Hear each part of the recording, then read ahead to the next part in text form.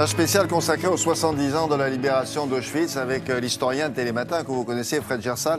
Avec vous, Fred, on va raconter les origines et le fonctionnement de ce camp transformé en véritable usine à tuer et qui est devenu, vous le savez bien, puisqu'on en parle aujourd'hui, c'est pas sans raison, le symbole du génocide perpétré par les nazis. À l'origine, donc, qui a eu cette idée? Pourquoi ce projet-là et pourquoi dans cet endroit-là? Alors le projet, il date de l'origine du nazisme. Hein. C'est inscrit dans les textes, c'est dit dans les discours. Hitler le dit dès sa prise de pouvoir en 1933 et ça devient actif dès qu'il arrive au pouvoir cette année-là, mais aussi en 1939 lorsque la Pologne est envahie, dès le 4 septembre 1939, est envahie par l'Allemagne nazie. On regarde une carte qui va nous permettre de comprendre. Vous voyez l'Allemagne, vous voyez la France, on va zoomer, on va voir la Pologne, enfin le territoire polonais, et voyez où se trouve Auschwitz, justement, c'est en territoire polonais. Et c'est là que va être installé ce camp qui existe Alors, déjà. Si on a mis Allemagne en plus gros et en blanc, c'est parce qu'ils avaient effectivement envahi la Pologne et ils l'avaient donc récupéré. Comme ils avaient envahi l'Autriche et l'Autriche, la Bohème. Ils considéraient que c'était là quelques noms de camps parmi les plus célèbres, mais il y en avait beaucoup plus que ça, évidemment.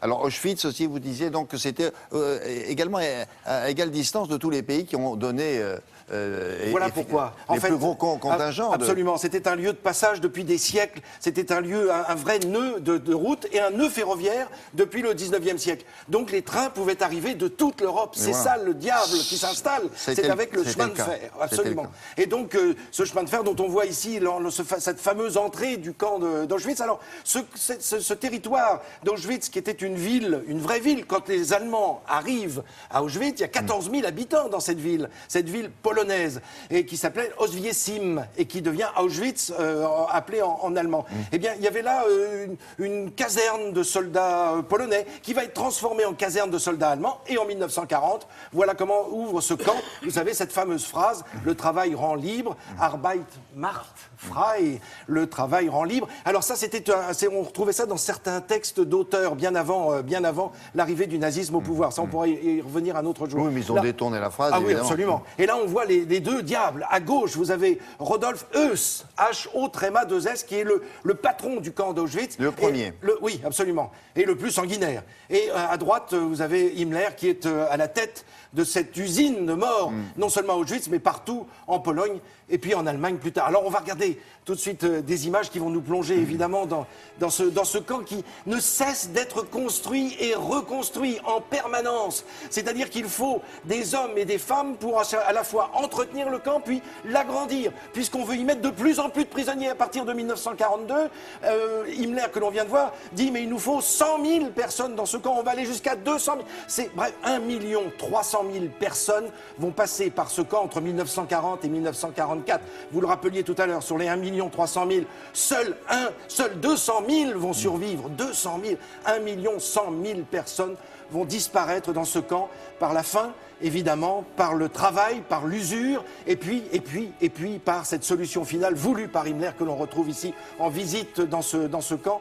Alors un camp de concentration d'abord pour les prisonniers polonais, les prisonniers russes, et puis à partir du moment où l'Allemagne s'attaque à la Russie, les prisonniers russes sont tellement nombreux qu'il est décidé d'en finir avec ces hommes rapidement, d'où l'installation de ces premières chambres à gaz. En fait, on utilise le gaz depuis longtemps. Au début, on utilisait le gaz des camions, le gaz d'échappement, ou des tanks, ou des chars soviétiques. Là, on voit dans les blocs, on appelait ça des blocs, ce sont ces baraques qui peuvent accueillir 1200 personnes. On construit des étages pour pouvoir en mettre toujours plus.